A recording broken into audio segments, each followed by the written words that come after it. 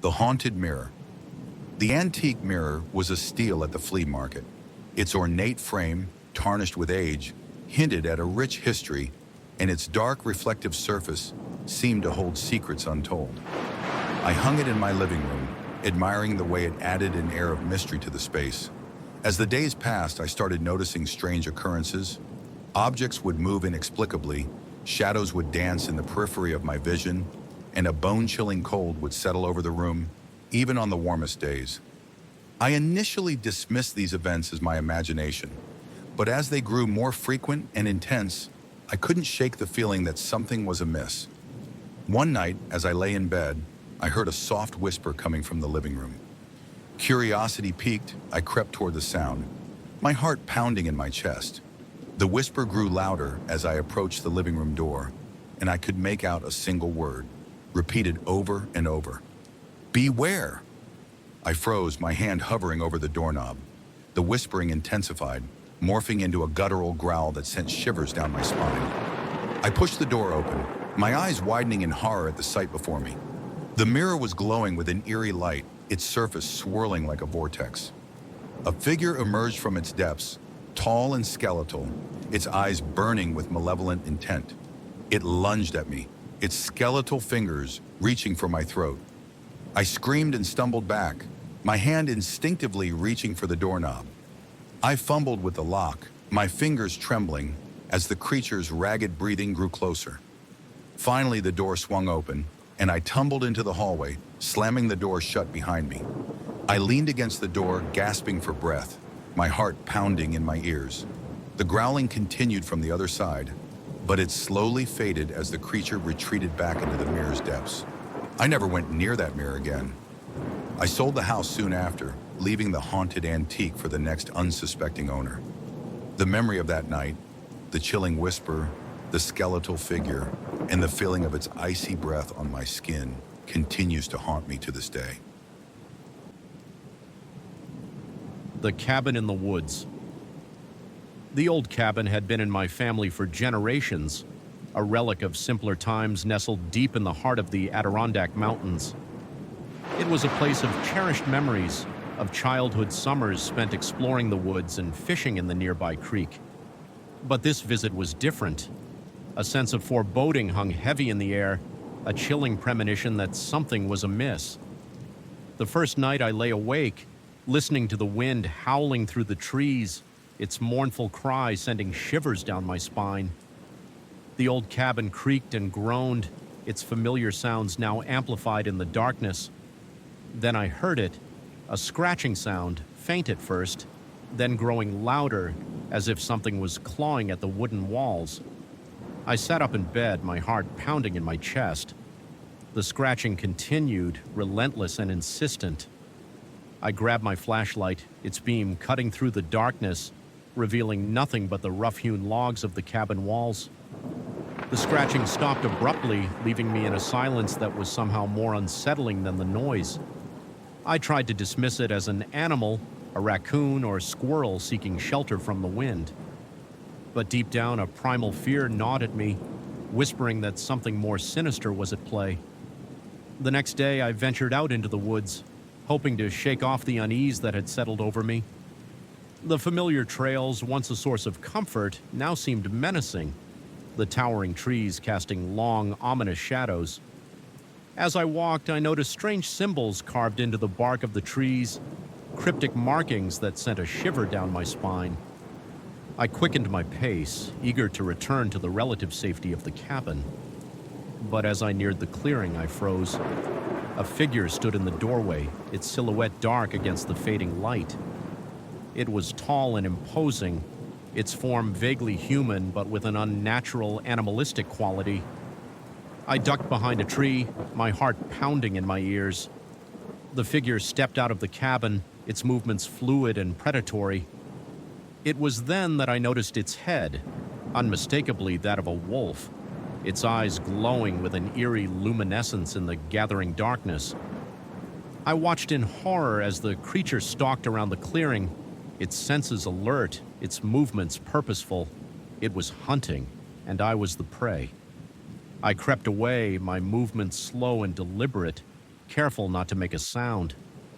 The creature's senses were sharp, and I knew that any misstep would betray my presence. I circled around the cabin, keeping to the shadows, my eyes fixed on the creature as it continued its relentless search. As darkness fell, the creature's movements became more frantic. It snarled and growled, its frustration growing with every passing moment. I knew I couldn't stay hidden forever. I had to make a run for it. I took a deep breath and bolted, my feet pounding against the forest floor. The creature's head snapped up, its eyes locking onto mine. It let out a blood-curdling howl and gave chase. I ran as I had never run before, the adrenaline coursing through my veins. The creature was faster, its long strides eating up the distance between us.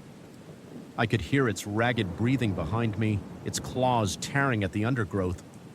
Just as I thought it would catch me, I stumbled upon the creek. I plunged into the icy water, the current pulling me downstream. The creature hesitated at the water's edge, its glowing eyes fixed on me as I was swept away. I managed to pull myself ashore further down the creek, my body numb with cold and fear. I collapsed on the bank, gasping for breath, my clothes soaked and clinging to my skin. I had escaped, but the memory of the creature, its wolfish head and glowing eyes, would forever haunt my dreams. The cabin in the woods, once a place of cherished memories, was now forever tainted by the chilling encounter. I never returned, leaving the old family retreat to the creature that now claimed it as its own. The Adirondack Mountains, once a place of peace and solitude, now held a dark secret, a terrifying reminder of the wildness that lurks just beyond the edges of civilization. The Vanishing Hitchhiker. The desolate highway stretched out before me like an endless black ribbon, the headlights of my car barely piercing the thick darkness. It was well past midnight, and the only sounds were the hum of the engine and the occasional rustle of wind through the dry brush. I was driving home from a late-night work trip, exhausted but eager to get back to my warm bed. As I rounded a bend in the road, I noticed a figure standing on the shoulder, their thumb outstretched in the universal gesture of a hitchhiker. It was a young woman, her face pale in the dim light, her clothes damp and disheveled. I hesitated for a moment, a flicker of unease in my gut, but the sight of her standing alone in the desolate landscape tugged at my conscience. I pulled over, and the woman hurried towards the car, her relief palpable. She thanked me profusely as she climbed into the passenger seat, her voice trembling slightly.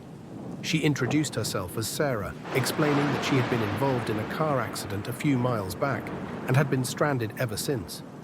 As we drove, Sarah recounted the details of the accident, her voice growing more animated as she spoke. She described the blinding headlights, the screech of tires, and the sickening crunch of metal. She had been lucky to escape with only minor injuries, but her car was totaled. I listened intently, offering words of comfort and reassurance. Sarah seemed grateful for the company, and I felt a sense of satisfaction in being able to help. But as the miles passed, a nagging feeling of unease began to creep in. Sarah's story was full of inconsistencies. She couldn't remember the make or model of her car, nor could she recall the exact location of the accident. Her details were vague, her timeline muddled, and there was something about her eyes, a distant, almost vacant look that sent chills down my spine. I glanced at the rearview mirror, half expecting to see headlights approaching, but the road behind us was empty. We were alone, surrounded by miles of desolate highway. As I turned back to Sarah, I noticed a change in her demeanor. Her smile had vanished, replaced by a blank, emotionless expression. Her eyes, once filled with gratitude, now burned with an eerie intensity. "You're not taking me home, are you?" she said, her voice flat and chilling. I felt a surge of panic, my heart pounding in my chest. "Of course I am," I stammered, trying to maintain my composure. "Where do you live?" Sarah's lips curled into a sinister smile. "I don't live anywhere," she said, her voice a low growl. "I'm already home." The air in the car grew heavy, the temperature plummeting. I felt a cold sweat break out on my forehead, my hands gripping the steering wheel tightly. Sarah's form began to flicker, her body becoming translucent. Her voice echoed around me, growing louder and more menacing. "You're mine now," she hissed. "You'll be with me forever." I slammed on the brakes, the car skidding to a halt on the deserted highway. I fumbled with the door handle, desperate to escape, but it wouldn't budge. Sarah's laughter filled the car, a chilling sound that echoed through the darkness.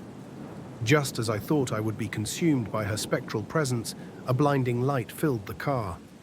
I shielded my eyes, and when I looked again, Sarah was gone. The car door swung open, and I stumbled out, gasping for breath. I stood on the deserted highway, my body trembling, my mind reeling from the encounter. The road stretched out before me, empty and silent. There was no sign of Sarah, no trace of her presence. I climbed back into the car, my hands shaking as I turned the key in the ignition. The engine sputtered to life, and I pulled back onto the highway, my eyes fixed on the road ahead. I never picked up another hitchhiker. The memory of Sarah, her chilling words, and her spectral form haunted me for years. I knew that I had encountered something beyond comprehension, a creature of darkness that lurked on the edges of reality, waiting to claim unsuspecting souls. The desolate highway, once just a path to my destination, now held a sinister significance.